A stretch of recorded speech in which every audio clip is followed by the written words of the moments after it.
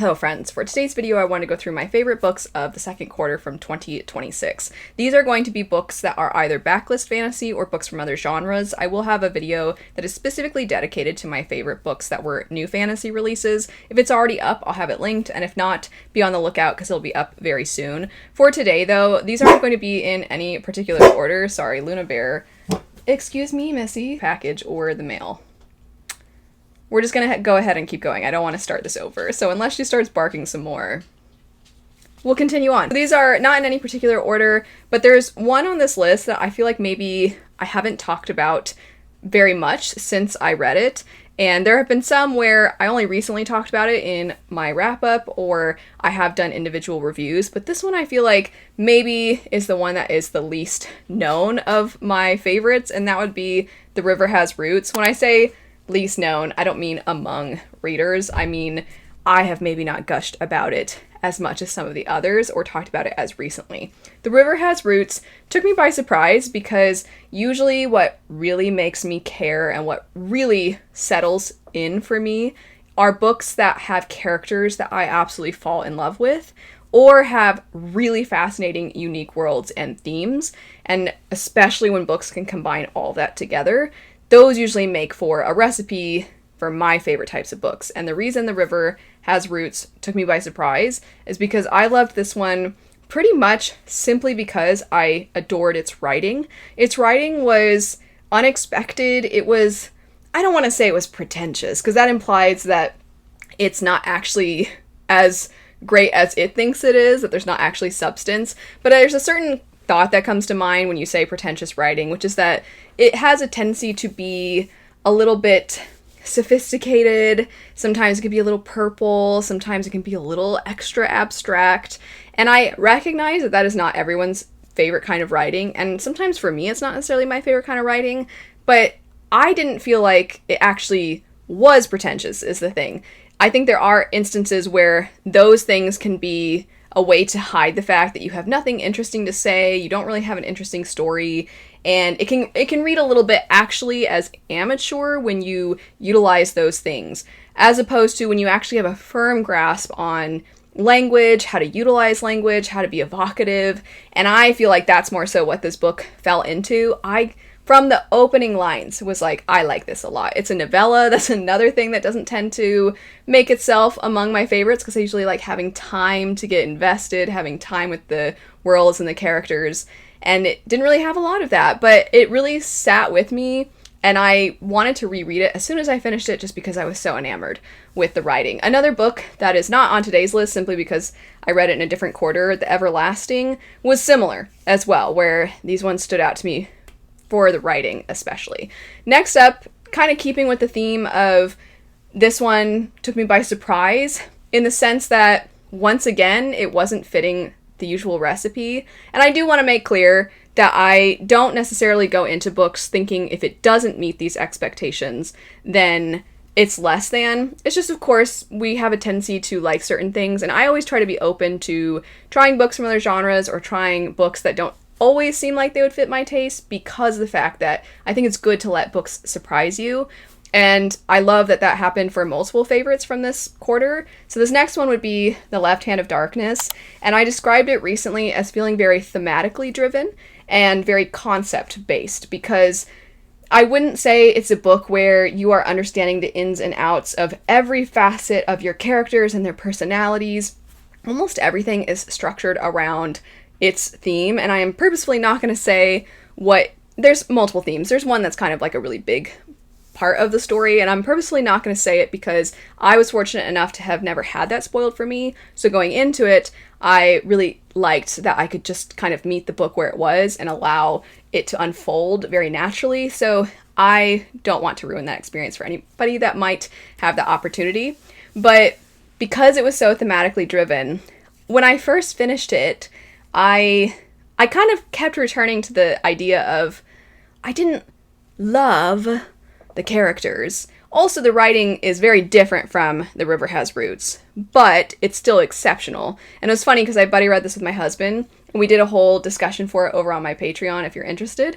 And there was a section where we were going through some of our favorite quotes, and we kept finding that we had the exact same favorite quotes, because there's just some just absolute amazing moments from that. I was about to say there's some great bangers in there, but I was like, oh, I'm too old for that. I feel like it sounds corny if I say it, but there's some really great lines in that book. But despite all of that, it really was just the way that it's so ahead of its time. It's a very foundational work, and not only is it ahead of its time, but it could come out right now. That's kind of what I mentioned in my wrap-up when I talked about it recently. It could come out right now and still be something that would be a conversation starter, and I really love that about it. It's just such a great mirror to society, and specifically in an area that I love and that I have had many conversations about. It's a certain thing that I reflect on in society quite often, and I love kind of weighing the ways in which this concept that this book focuses on plays a role in how we see each other, perceive each other, how we perceive ourselves, in what ways are we aware of it, in what ways are we not. And I just think it did a great job of that, while also having an interesting story as well, kind of approaching its themes through a first contact sci-fi story. I thought was very, very interesting and exceptionally well done. Next up, we have a nonfiction book. Also brought this one up recently in my June wrap-up, and that would be Cuba, An American History. This one also I buddy read with my husband, so if you want to see a full in-depth discussion for that, I'll have it in my description bar, my Patreon. But this was very revealing. I am Cuban myself, but I don't know a whole lot of Cuban history. And also, I especially didn't know the ways in which the United States, how its history is connected and oftentimes informs a lot of what we know about present day with Cuba.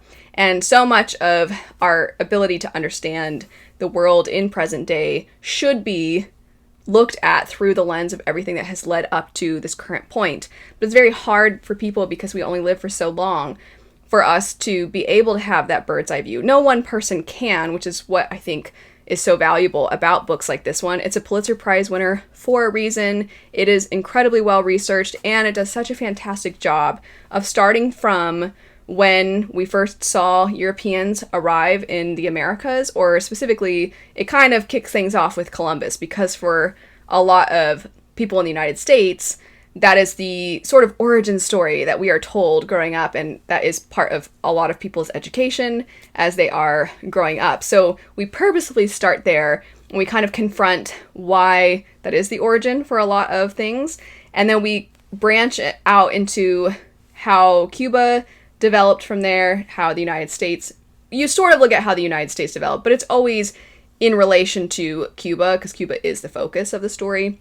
Or not story, excuse me, is the focus of the work. I'm so accustomed to talking about fiction, but the way that we see everything transpire over the course of hundreds of years is, I think, very, very important. Even if you are not Cuban, even if you aren't in North America or South America, I would still absolutely recommend this book, because it has so much about how things impact everything, present day. And even if you aren't just looking at it as Cuba, but you're looking at it as, oh, this makes me more aware of how I am probably having some blind spots to other parts of the world and other parts of society, or maybe there's certain language that gets used, or the way things get presented that allows for you to understand a little bit better, and you can reflect and analyze things. And I think that's really valuable. It still, though, does do a great job of focusing on everything that makes Cuba what it is, the general ways that we saw things develop leading up to Castro, and then understanding Castro, and the reason that so many people adored Castro, and then how things transpired from there, and then also how we kind of, in hindsight, have modified the message. And it's so important that we sort of disentangle the only recent events that we have been taught, and we allow for the past to help us have a fully formed picture. Very, very, very, very, very good and very educational, and I would recommend it to basically everyone. It is a little dense in the sense that it's a lot of names, it's a lot of dates, but I still think incredibly valuable, and if you have a chance to read this one, definitely check it out, take your time with it. I think it's well worth your time. And the last one I want to mention for today would be Daughter of the Forest. I do want to give the heads up that if you're interested in this book and you have certain things that are very challenging for you to read about, you might want to look into what this book contains to get a heads up. I did do an in-depth review for this one, and I mentioned those things. So if you'd like to have that heads up, I'll have my review linked. This one is not on Patreon, it's up over on this channel. But regardless, I thought that the way all of the difficult things were handled within this, I still thought they were handled extremely well with a lot of care, and I do think there are significant things that so often get butchered in books, and in this book I actually felt like the author really approached them thoughtfully. If you don't know anything about the setup of the story, you follow this young woman who has a lot of brothers, and it is actually a retelling of a fairy tale, which I didn't realize when I went into it, and it doesn't necessarily feel like a lot of fairy tales actually, because I think there's a sense of whimsy that a lot of us associate with fairy tales, or a sense of wickedness, and this one I thought was much more historical fiction feeling for quite a while, and then the way that the fantasy elements fit into it, it felt so tied to nature, and also it did that wonderful thing that I think some authors are gifted at, where because they excelled in that feeling of historical fiction, it resulted in seeming as though the fantastical elements were actually a part of that time, so it makes it feel that much more real. And our character, all of her brothers are turned into swans. The only way that she can help them return to becoming humans is if she takes this vow of silence. She doesn't speak, she doesn't make noise, and she has to